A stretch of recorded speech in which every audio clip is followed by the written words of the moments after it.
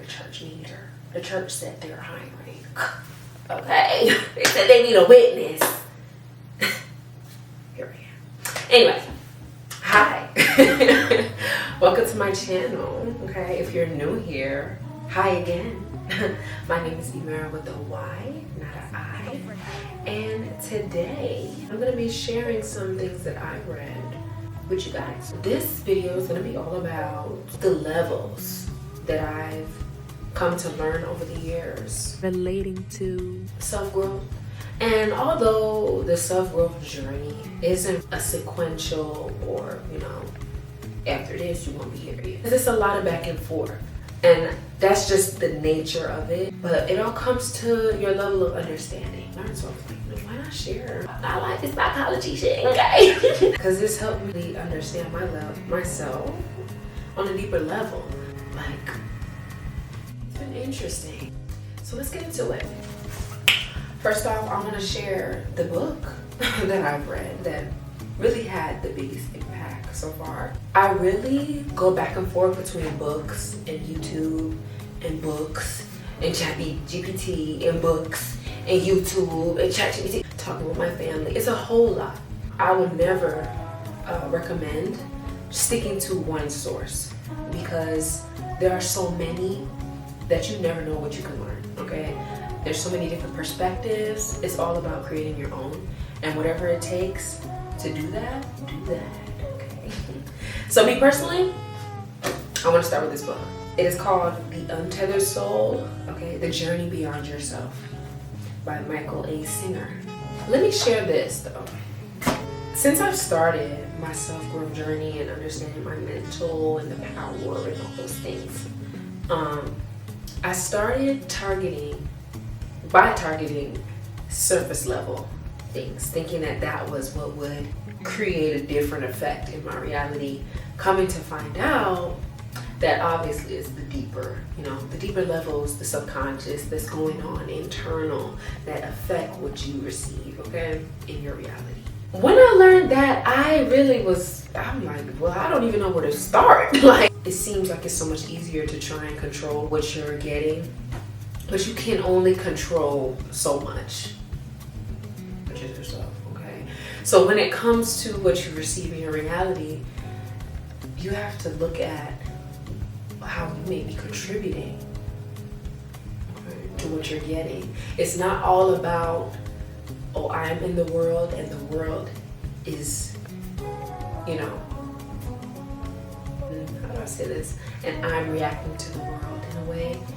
It's more about the world is reacting to you. When I learned that, I said, what? Baby. And understanding that is what really takes you to the next level, okay? And I feel like this book right here really breaks it down. Let's start with the first chapter. One thing I do is go through and highlight, take notes and all that stuff. It helps me understand and process the material better, especially when I read aloud. I notice that also helps me. So, part 1, they get straight to the T. It's called Awakening Consciousness, okay? So I just want to give my interpretation of this chapter, okay?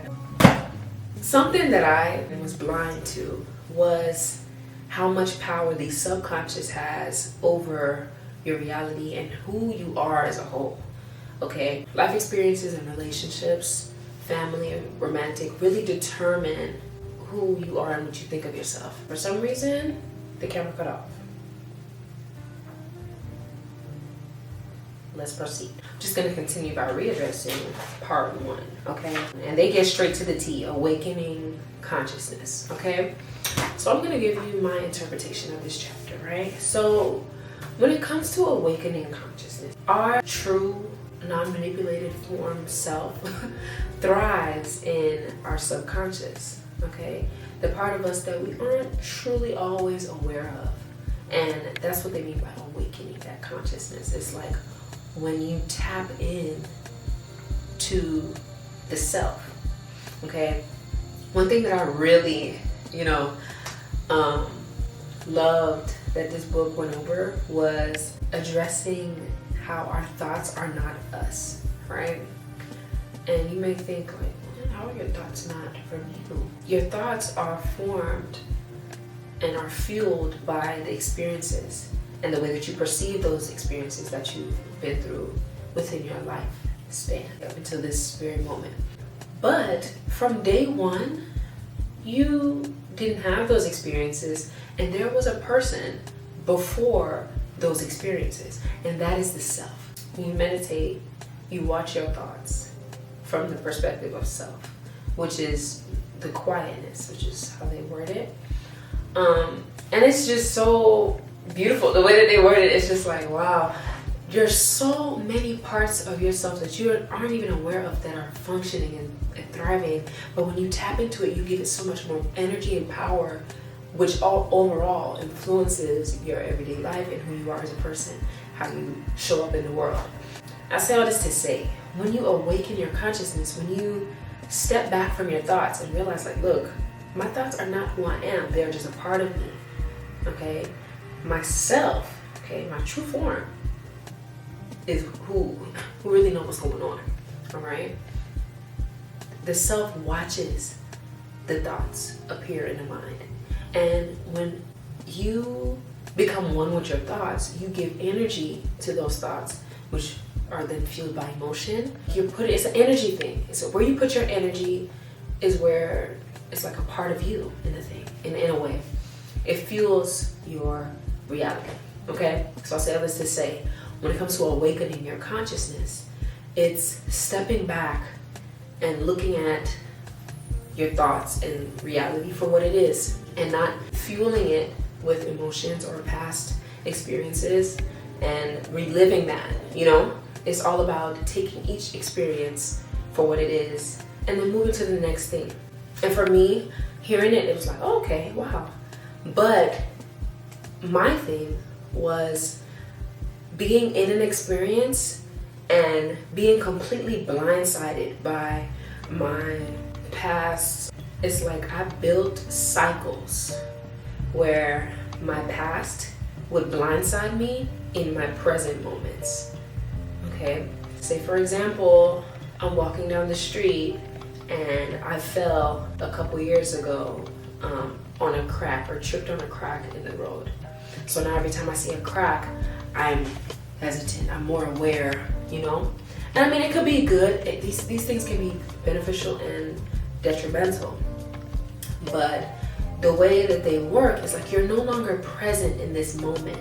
You are focusing on what happened previously or in the past, and it's now fueling how you show up in this new present moment where you can show up in any way, you know, and create whatever you want. You're creating the same thing. You get what I'm saying?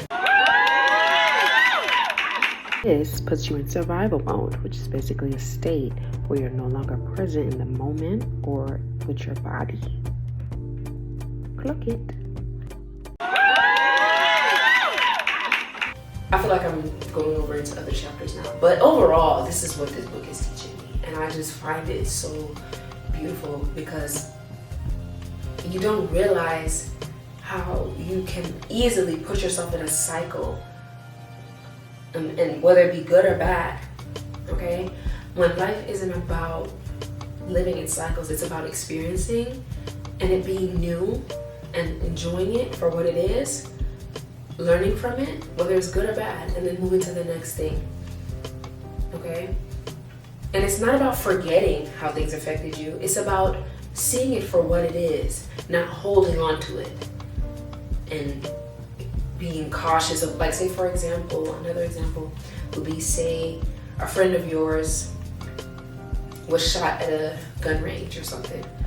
Now, every time you see a gun range or hear about guns or something, it's like that's also what fuels triggers.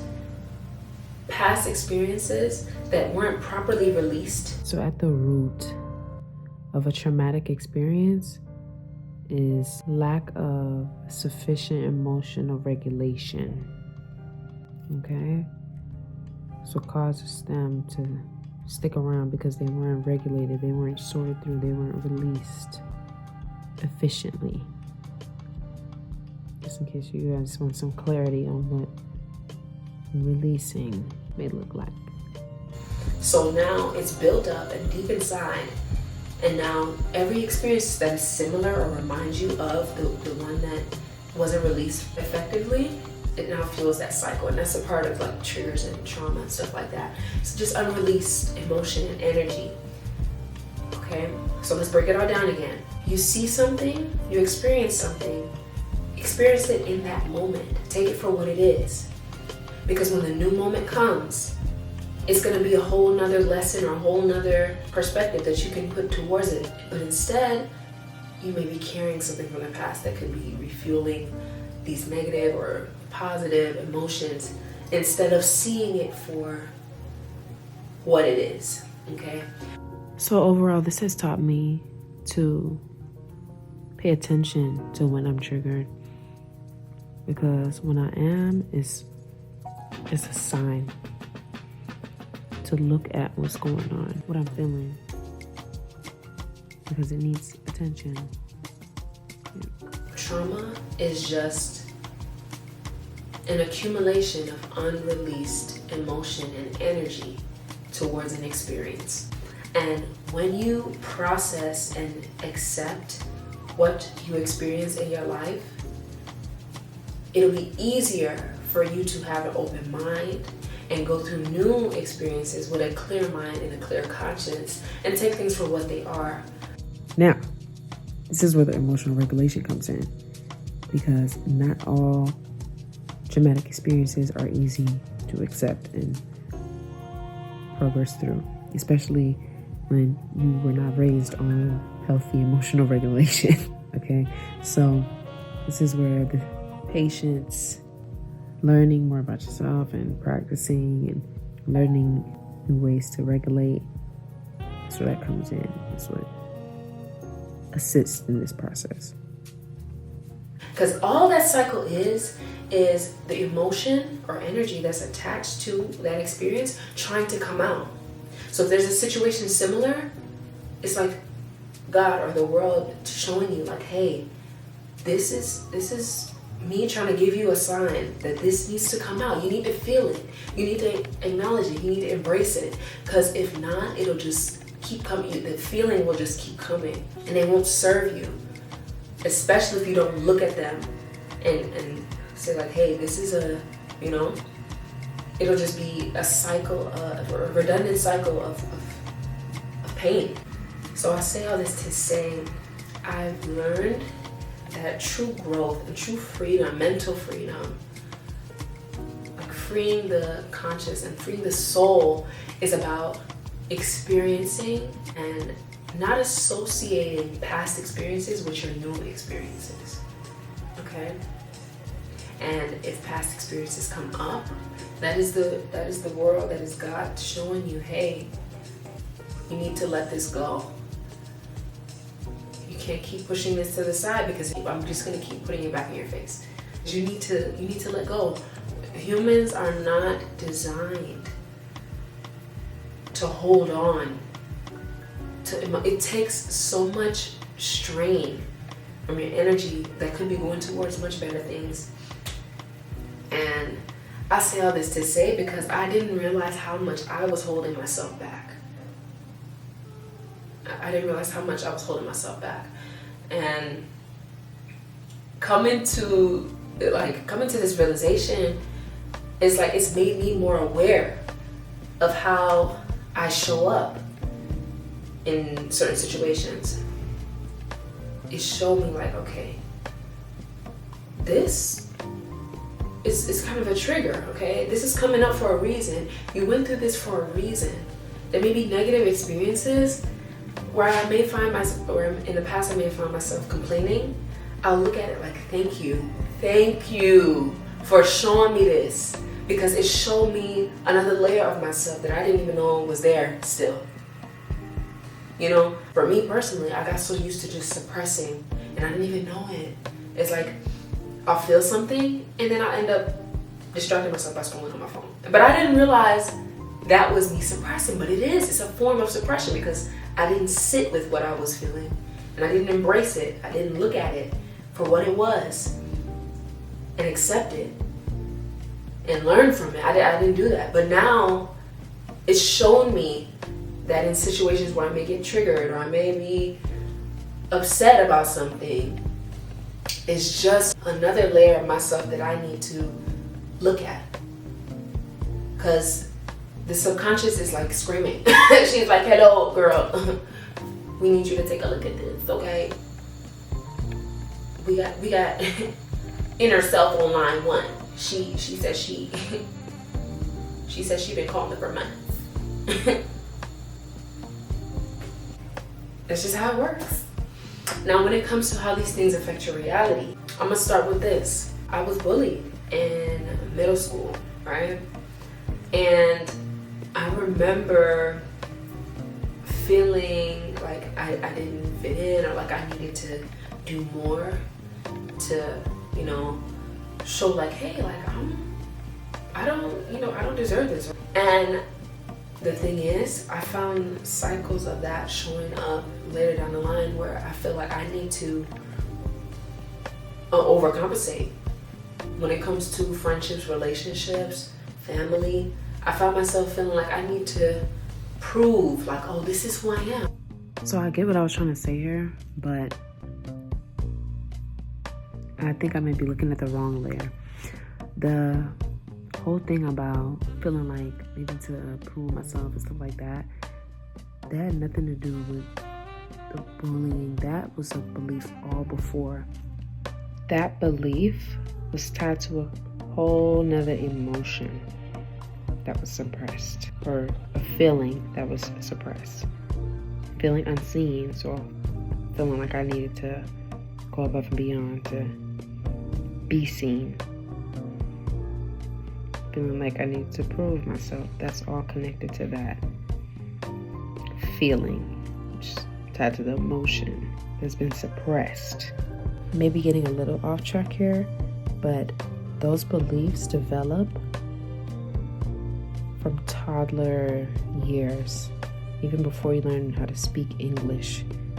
Those beliefs, okay, the way that whoever your guardian or parent treats you, those actions, mother didn't turn around and acknowledge you when you started crying, those things,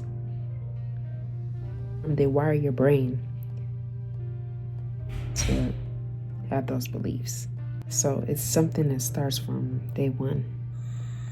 And that is an unreleased emotion that was reappearing, which was affecting my reality. So to connect the dots, not knowing how to process feelings of feeling emotionally neglected is what contributed to the cycle. Because that's what also played a part in the energy I was projecting and ended up receiving, was the belief. Okay? Beliefs are also very powerful. It wasn't just the scenario itself. It was the underlying belief that played the biggest part here. Just wanted to clarify. Emotional neglect is what really fueled those core beliefs of needing to prove anything to the world. Okay? Self-worth is very important to how you see yourself, where you go in this world, who you go with in this world. It is very important. And when that image of yourself is altered, it can be detrimental. Okay? Because the world only reacts to what you put out. What you believe about yourself is what you get. Okay? And not saying that it is the victim's fault for being treated the way that they are, because the way that you're raised is beyond your control. So whatever beliefs you happen to develop at those ages, that's not your fault. Also, the people that do inflict harm or bully or just the predators, right? They make that decision. They should be held accountable for their actions. I hope y'all following me. And the thing is, for those things to be reoccurring, it's like, what's at the root? That's what it is. See, now when I said that I was starting at surface level things like, let's say appearance. I'm into fashion, but a lot of what fueled my interest in fashion was the bullying, because people would talk about the way that I dress, stuff like that. But it's not, and it's deeper than that. It's more of just feeling like I wasn't good enough. And it's like taking a look at those feelings and why they're there. Feeling them, understanding them, that is what helps you move forward.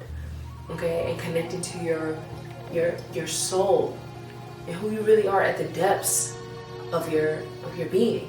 My journey specifically, it showed me what I needed to give myself. Okay? Also connects to external validation and all this other shit. It showed me what I needed to give myself, which was that true emotional validation that I did not receive. Because yes, your experiences do contribute to who you are, but they don't make you. You know, you were a person before those experiences. Okay? So it's all about connecting to that. Connecting to that. Because it's easy.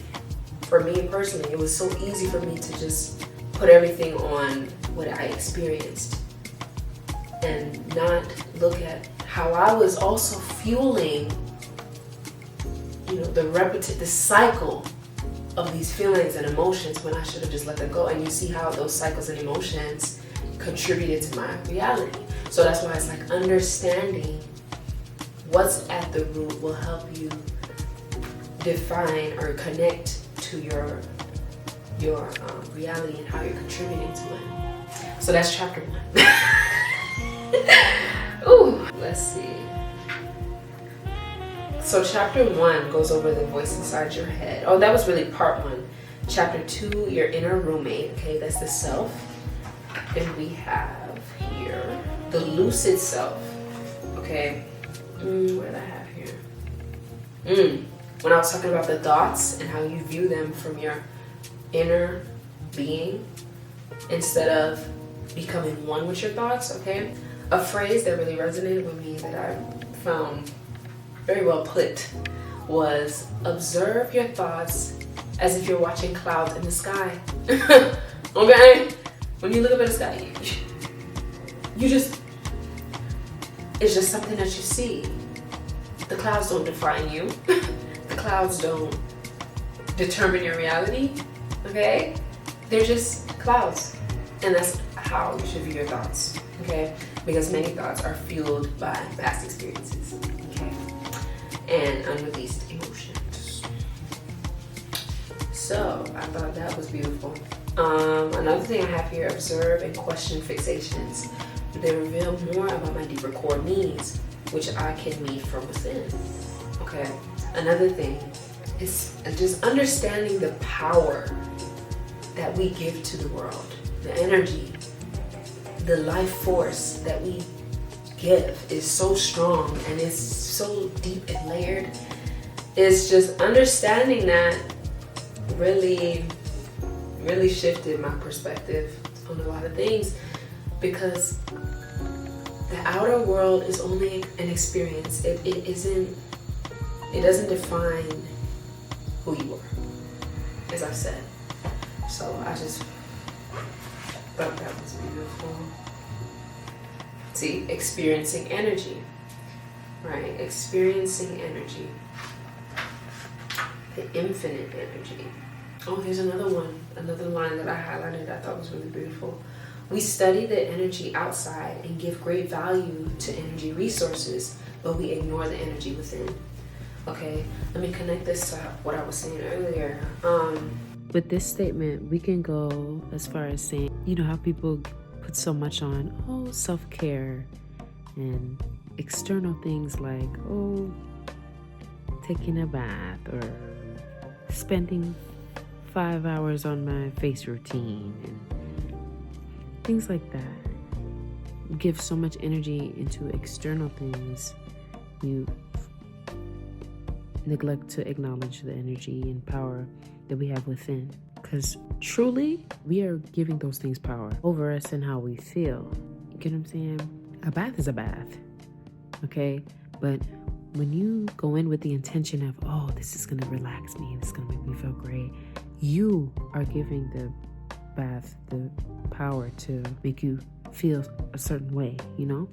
So truly, you are giving yourself the power to change how you're feeling, not the bath. You know what I'm saying? It's not external things, it's really within.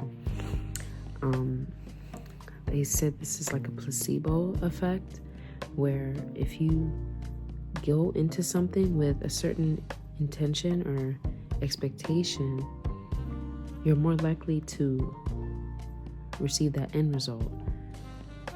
Because if you go in with a belief, then that's what you're going to receive, in a way. The thing alone, that's just like the world is the world and you are you. You bring energy and life to the world. And it's kind of vice versa, in a way. But we're not going to get into that. Food, yes, there are nutrients in food, but it's like if you're depressed and you eat a healthy meal, you're still going to feel depressed. It's the energy that you give to yourself. It depends on what state of mind. That's why energy is very important. And wherever you put it, whatever beliefs you have, that fuel, that especially if there's an emotion attached, like happiness, like when you take your bath, you know, those things will fuel the experience that you have. Therefore, circling back to the whole, beliefs are a very powerful thing. Yeah. When you give energy to thoughts that don't serve you, you're ultimately creating a reality that goes against what's really for you. And when I say thoughts that don't serve you, I mean the thoughts that don't align with your truest self and what you need at your core. But when you have the belief that these thoughts are a part of you, more specifically the negative ones, that is what will determine what you experience. Because if you fuel and give energy to a negative thought, it will ultimately lead to a more displeasant experience. Now I'm going to use this as an example. One person goes to the zoo and sees a tiger and sees it as a beautiful animal and something to admire and appreciate for its strength and beauty, etc. Another person goes to the zoo and sees a tiger and is completely scared of feels nothing but utter fear. Okay? One person is experiencing absolute horror, and another person is experiencing nothing but love and appreciation. At the end of the day, it's just a tiger. Like, you see what I'm saying? The thing is the thing. It's what you believe that is ultimately creating your experience. Okay? Therefore, leading me back to the point that emotional regulation is so important, because if you experience something new, a new feeling that you don't know how to manage or deal with, it will be suppressed. But now any situation that is similar to that, basically the trauma, will reinforce those feelings, and now you're back feeling the same unpleasant experience. So say, for example, the person that saw the tiger is having a traumatic experience, reflecting on an experience that happened in the past but is not happening in the future, or happening in the present. The grandmama is the baby. Take this as food for thought. Letting go, especially like control, trying to control my exterior. And that's also what, starting at the surface level is control. You're trying to control what you're getting by changing surface level things, it's not gonna happen. Especially if you're controlling things externally. You have to go inside, the deepest depths of yourself. That's why meditation is very important. Oh my God. I remember I used to meditate when I was little.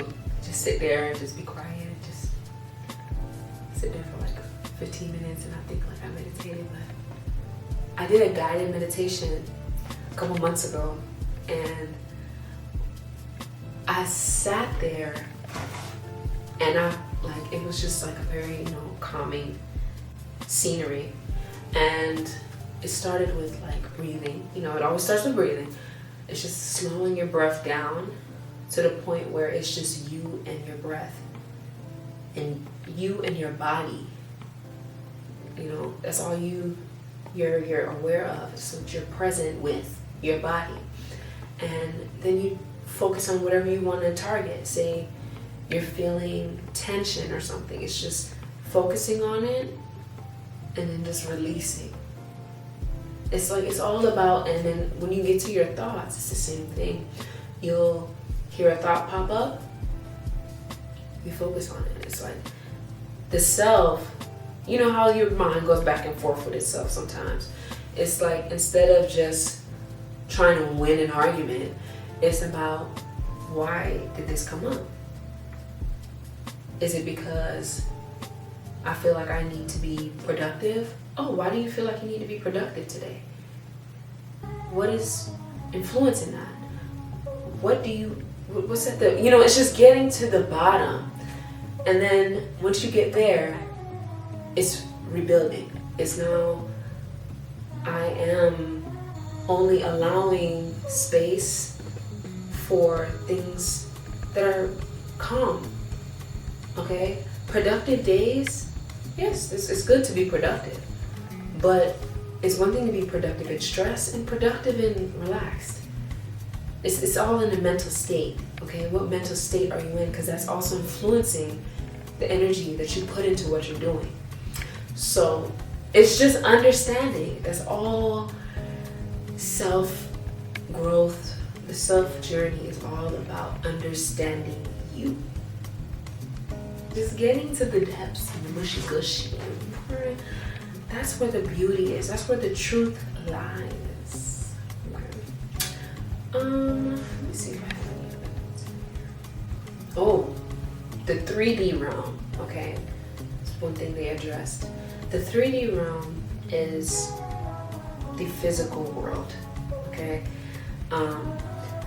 and I feel like, to my understanding, they were basically saying your thoughts, if you become one with them, they will connect you to the 3D world, and you will feel like the world is connected to your thoughts and the world is affecting you.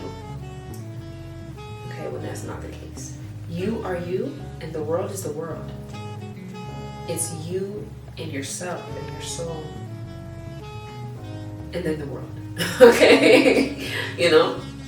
So one thing that's here that I thought was very pretty was, so at the physical level, nothing different is going on. But at the mental level, okay, that's where things start to change, okay? Because your mental state is what determines how you experience things. It's your perspective. Remember the tiger scenario. Yep, it's one the brother. Okay, so my camera overheated. I don't know where I left off. So what am I doing? Testing out the cinematic. I think this is the first time I've ever used this feature, but slay. Understanding the self, as I've said, is the most important key to understanding your world and how your life. Okay? Because that's what's at the root of everything that you experience. It is you. And understanding your subconscious, what's hidden in there, what suppressed energy and emotion is in there that's causing triggers, this causing these traumatic experiences that keep reoccurring, these different energies that you don't want. Like, what is causing these things? Because you are in control here. It's only you. You and me, we. Yeah. I feel like anyone can learn something from this book, okay? Whether it be a new perspective or a new mentality, it's always something to learn out there. And I would start here. I hope y'all enjoyed, okay? Because I did. It's just reflecting and saying all these things, you know, it's